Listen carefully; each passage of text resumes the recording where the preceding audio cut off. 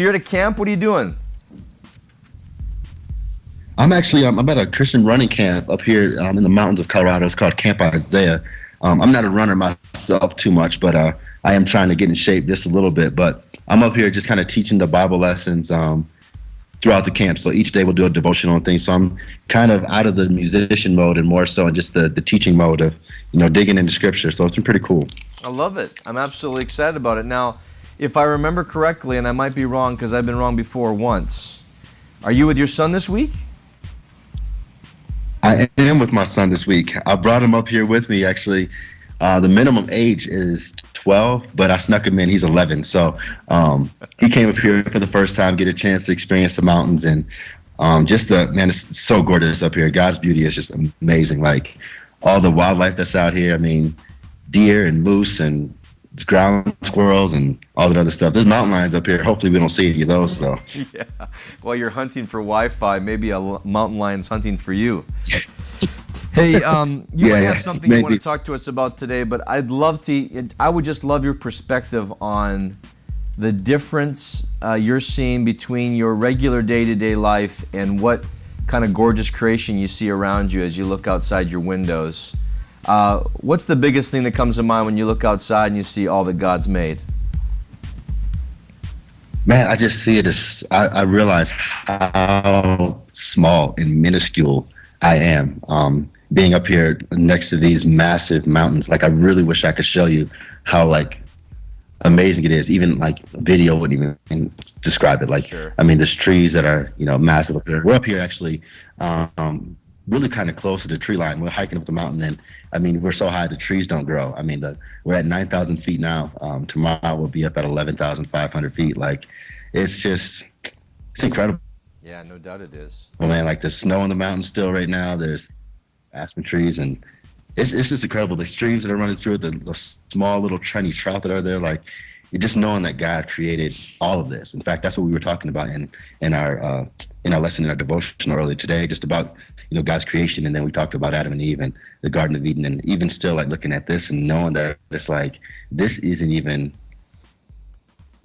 doesn't even come close. All this beauty that's up here doesn't even come close to the majesty that's God. And once we actually get to see Him in heaven and get to be in paradise, it's this will just be a small glimpse of what that really is. And I'm wow, if this is not as good as it gets, I don't know what it's going to look like, but I'm excited about it.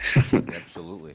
We often think we know what we know, but we don't know what we don't know. And that's the thing when it comes to God's throne room, is it will knock our socks off. I've been a youth pastor for too many years, and I've always had that question from the middle schooler, am I not going to get bored with heaven? And I said, bro, you have no idea how much that's going to bake your noodle once you get up and see all that God has for us there. Well, what else you got for us before we leave today? Dude. We want to give you back to your son, and of course to the camp, and the fact that you hiked 4,000 miles to get up the top of that mountain. What's going on? Right. Oh man, it's just been pretty cool. I'm working on a lesson for tomorrow's study actually, and just talking about really the crucifixion of Christ and what that actually means. And I was listening to a sermon earlier on the way up here from a pastor that's I really respect, and there's talks about him going up there, and about him getting the nails through his hands, and there's two robbers on each side, and just before he says his final words, I've always read the scripture where they would put some sour, they tried to give him some sour wine before he passed away, and I gave up the ghost or whatever. And I always thought that was some sort of relief, somebody showed a little bit of compassion to say, man, just give him something to drink. But what I was realized that back in those days, they had a whole bunch of public toilets that people used, and they didn't have stalls or anything like that. It was just a big bench, and people sat down there, did their business, and normally they would take their hand and wipe themselves and going about their business, which is immensely disgusting in my mind, obviously. But the poorest classes of those people found that they can make a little bit of extra money by taking a sea sponge and dipping in water and then cleaning the people as they did their business from underneath. So they would reach up there with that stick with a sponge and they would clean it themselves. So after a while, they realized that if you clean too many people with that same sponge, other people are going to get sick by doing that. So what they did as a disinfectant, they had some sour wine that they would use as a disinfectant to clean those things so that they can still use that. And when you realize and you read that scripture and say, man, God is on the cross and he's getting ready to be he's being crucified.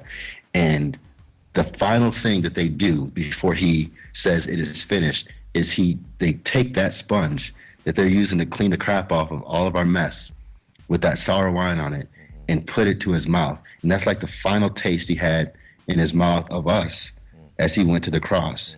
And yet he was on there for those very same people that were doing that to him. And it's like, if God can forgive them for that, if God can forgive us for that, like he can forgive anyone of anything. So that's kind of one of the things that kind of blew my mind this week. It was like, wow, I always thought it was a sign of relief, but it really was just like, we're going to leave you with the nastiest taste in your mouth of us as the people that you created, you know? That's very, very sober, very sober. The payment that Christ made for us and for our selfishness. But when you teach us a lesson like that, George, we see, truly what the God of the universe was put through on that cross. So thanks for the reminder today. Now, let's change gears a little bit and send you back out into his throne room known as Colorado and have some fun with your son.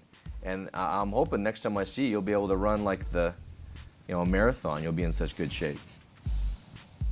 Oh yeah, I'm running the Ironman marathon. It's like 100 miles running, 100 miles biking, 100 miles swimming. I'm gonna do it all in 10 minutes. It's gonna all be great. Singing. The first musician to do it while performing at the same time.